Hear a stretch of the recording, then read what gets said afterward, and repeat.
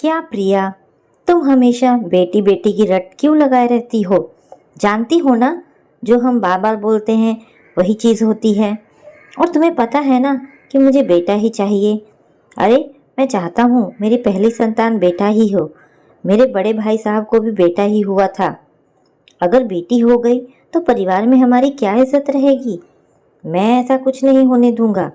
मैं परिवार में अपनी इज्जत कम नहीं करवाना चाहता। प्रिया अपने पति की छोटी सोच पर बहुत दुखी होती, पर कर भी क्या सकती थी। आखिर रहना तो उसे इसी घर में है। लेकिन उसने खुद से वादा किया था कि चाहे बेटा हो या बेटी, वो कोई फर्क नहीं करेगी।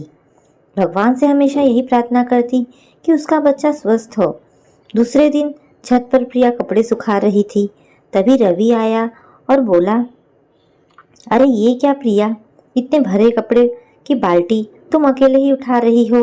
तुम्हारा तीसरा महीना चल रहा है, इतनी लापरवाह कैसे हो सकती हो तुम? रवि ने कपड़ों की बाल्टी छीनते हुए कहा, तुम हो ना मेरा ख्याल रखने के लिए, और वैसे भी थोड़े ही कपड़े थे तो सोचा छत पर सुखा देती हूँ। मैं कुछ नहीं सुनना चाहता। मेरे गौरव बेटे को कुछ हो गया तो मुझसे बुरा कोई ना होगा। अच्छा जी, तो नाम भी आपने सोच लिया? और अगर गुड़िया हुई तो क्या नाम सोचा है आपने? रवि झल्ला उठता है। क्या तुम हमेशा गुड़िया गुड़िया करती हो? तुम्हें पता है ना कि मुझे सिर्फ बेटा ही चाहिए, फिर भी हर बार तुम यही बात करती रहती हो। सिर्फ बेटा ही होगा, देख लेना। रवि कहता हुआ कमरे में चला गया। प्रिया वहीं कुर्सी पर बैठ गई। उसे अपने पति की ओछी सोच पर बहुत ही चिढ़न हो रही थी। वह इतनी दकियानूसी सोच रख सकता है, ये उसने कभी सोचा नहीं था। रात को डिनर भी दोनों ने साथ बैठकर खाया, पर उनके बीच कोई बात ना हुई। प्रिया सोच रही थी शायद रवि को अपनी गलती का एहसास होगा, वो माफ़ी मांग लेगा और वो माफ़ करके सारी बातें भूल जाएगी। वो इंतज़ार ही करती रही, पर रवि ने एक शब्द नहीं कहा और उठकर सोने चला गया। अगले दिन ऑफिस के लिए तैयार होते हुए रवि ने कहा, आज शाम को मैं जल्दी आ जाऊंगा, तुम तैयार रहना। डॉक्टर के पास चेकअप के लिए जाना है। पर डॉक्टर ने तो 15 दिन बाद की डेट दी है। चेकअप के लिए तो आज क्यों? अभी तो मेरी तबीयत भी ठीक है। जितना बोला है उतना करो। वैसे भी हम डॉक्टर विभा के नहीं, मेरे दोस्त के क्लिनिक जा रहे हैं तुम्हारा भ्रूण परीक्षण करवाने के लिए। इतना सुनते ही प्रिया के रोंगटे खड़े हो गए। वो शून्य हो गई। एक पल तो उसे अपने कानों पर विश्वास ही नहीं हुआ कि रवि ऐसा कैसे कर सकता है। खुद को संभालते हुए उसने कहा कि इसकी क्या ज़रूरत रवि, तुम इतनी दकियानूसी सोच कैसे रख सकते हो? क्या फ़र्क पड़ता है, लड़का हो या लड़की? जो भी होगा हमें स्वीकार होगा। आखिर है तो हमारा ही अंश। आज के टाइम में तो लड़का लड़की सब बराबर हैं। लड़कियां भी लड़कों के समान घर का नाम रोशन करती हैं। वह रवि को समझाते हुए कहती है, मुझे फ़र्क पड़ता है प्रिया, मैं कोई रिस्क नहीं लेना चाहता, इसलिए जांच करवाना बहुत ज़रूरी है। लड़कियां तो सिर्फ बोझ होती हैं, लड़का होगा तो जीवन भर हमारे साथ रहेगा, बुढ़ापे में हमारी लाठी बनेगा, समाज में हमारी इज्जत होगी, जो एक लड़की कभी पूरी नहीं कर सकती। रवि गुस्से में बिफर पड़ा, लेकिन प्रिया ने सोच लिया था कि वह कभी ऐसा नहीं होने देगी। उसने साथ जाने से साफ मना कर दिया। प्रिया के इनकार करने पर रवि गुस्से में सामान पटकने लगा। रवि ने अंत में अपना फैसला सुनाते हुए कहा कि अगर इस घर में रहना है तो जो मैं कह रहा हूँ वही करो। तुम्हें टेस्ट करवाना ही पड़ेगा, नहीं तो इस घर से निकल जाओ। प्रिया ने समझ लिया कि रवि को समझाना बेकार है, इसलिए उसने घर छोड़ने का फैसला लिया और अपना सामान पैक कर घर से निकल गई। हमारा समाज कितना भी आगे क्यों ना बढ़ गया हो, वो नारी को ही दबाने का प्रयास करता है, जो कि रवि ने प्रिया के साथ किया। पर प्रिया जाएगी कहाँ? उसके माँ बाप का देहांत तो बचपन में ही हो गया था। प्रिया के मम्मी पापा के देहांत के बाद मामा जी ने जैसे तैसे प्रिया की शादी करके अपनी जिम्मेदारी से मुक्ति ली थी। फिर ऐसी हालत में उसे कौन सहारा देगा? ऐसे में उसकी कॉलेज की सहेली रेनू, जो एक एनजीओ में काम करती थी, उसने सहारा दिया। उसने एनजीओ में ही उसे नौकरी लगा दी को घर भी था। दिन बीतने लगे। इसी बीच उसने रवि से कई बार संपर्क कर उसे समझाने की कोशिश की, लेकिन रवि ने एक ना सुनी और उससे तलाक ले लिया। प्रिया करती भी तो क्या करती, अपनी कोख में पल रही नन्ही सी जान को दुनिया में लाने के लिए उसने रवि से तलाक ले लिया। कुछ महीनों बाद प्रिया ने एक प्यारी सी बेटी को जन्म दिया।